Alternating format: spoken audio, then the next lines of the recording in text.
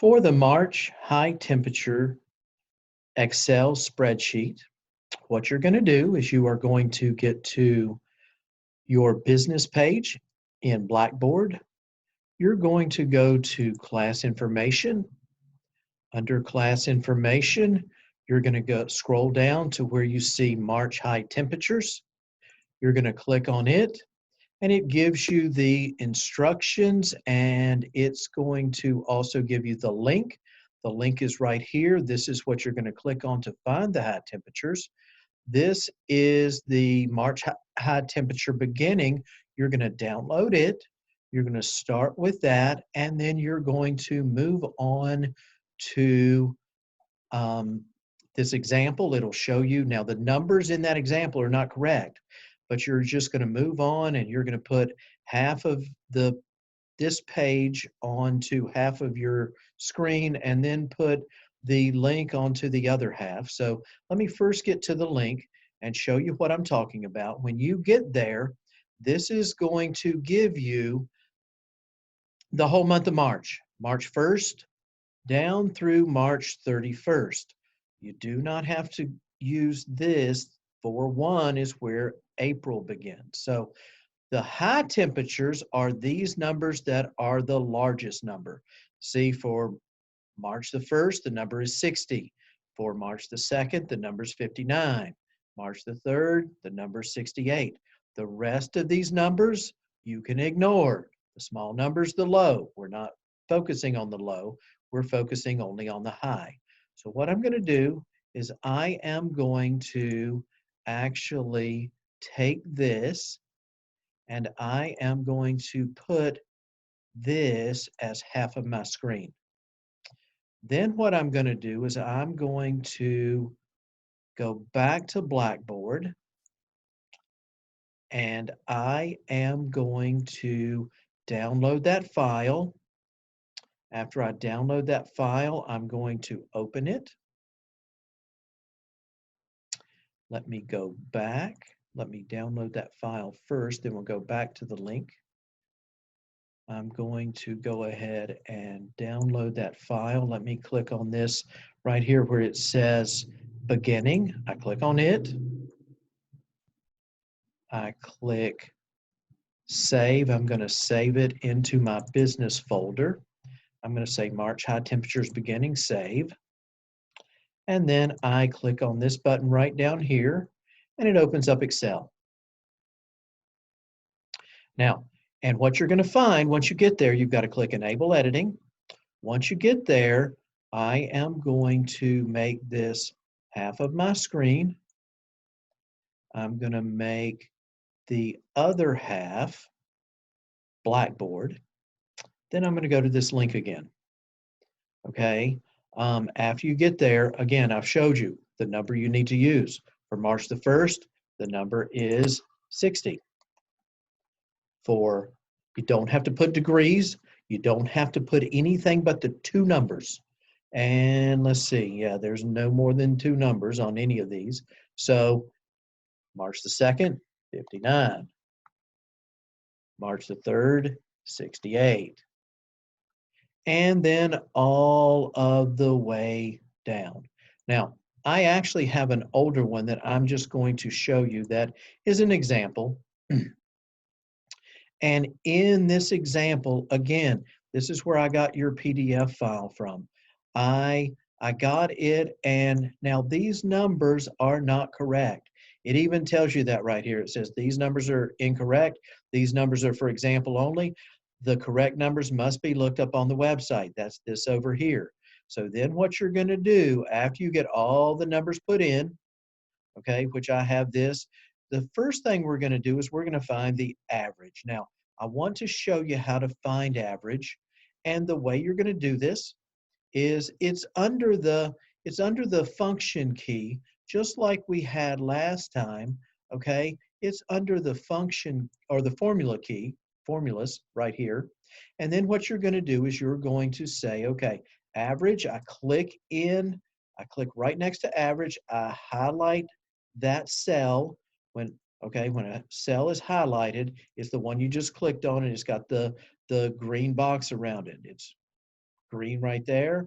So I say average, then I go to formulas, then I go to AutoSum, I click on average, and I hit the enter key.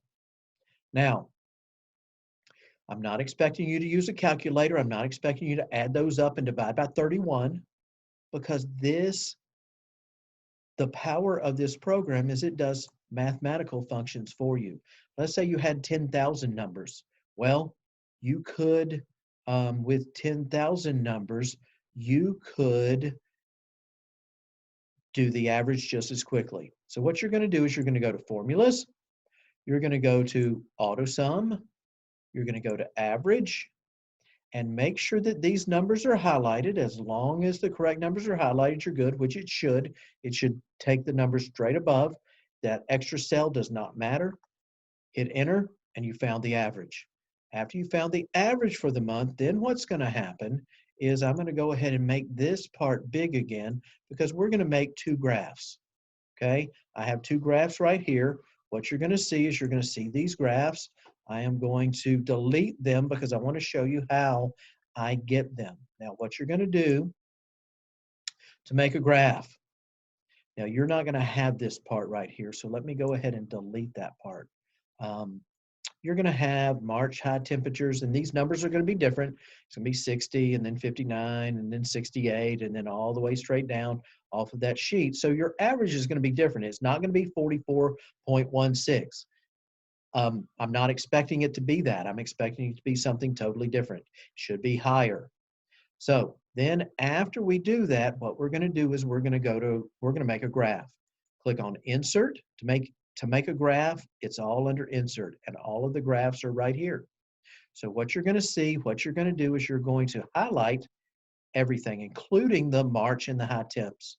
Okay, and you're going to go all the way down, and you are not going to highlight anything extra. You're not going to highlight the average.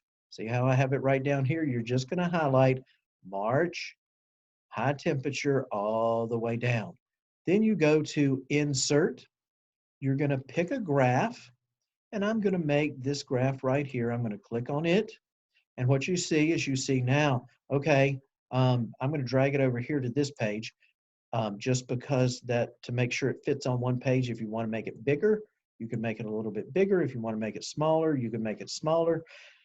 And you can see for the temperatures that I have, now this little blue part, those are the dates. Just kind of ignore that. That's okay. It's going to be there. The numbers go up 1 through 31, and it just goes up 1 through 31. Ignore that part. This part is what gives you the high temperatures. Okay. In February, it was colder. Some of the high temperatures were in the 20s and the 30s, and then the 20s again, and then back to the 30s, and then it got up in the upper 50s, and then back in the 40s. So you can see what this graph shows you. You just need to make two graphs. So let me come back over here. Here's the key to, a lot of times this graph will disappear and people say, I can't make more than one graph. The key is just clicking off of everything. Click somewhere where there are no numbers so that this is no longer highlighted. And then you just highlight it a second time. Same thing, no spaces at the bottom. Leave the average alone. Do not mess with it. And then you go back to Insert. And I'm going to pick a line graph this time, and I'm going to click on this one. And what I can see is it shows me a graph. And I do want the graphs to be on one page, okay? I don't care if you make them smaller. What I don't want is I don't want the graph. See right now, see how that graph is on 2 pages? I do not want that, please. What I would like to see is the graphs on 1 page and then the numbers on the other. So you see the graph, and again, it shows me these are the 20s, 30s. Okay, then it warmed up, then it got cold again, then it stayed cold for a few days, then it got warmer again, then it jumped back down. This is our February weather that we just had. So 2 graphs showing this, showing the temperatures, the average down here. Once you have those 2 things, you're going to save it, and then you're going to submit it on Blackboard. Okay, just submit it as a regular Excel file. And then you're going to actually be done for the week. It's not a long drawn out assignment. I'm not trying to trick you with anything. It's just these dates are given to you. It's just March 1 through 31. You don't That's given. When you open up that file, that beginning file, that's given. And then you're going to just put in these numbers. That's the key, transferring these numbers from the website and then making the average. Again, that's under formulas, AutoSum, average, okay? And I showed you that a couple times. Then you're making your graphs, highlighting,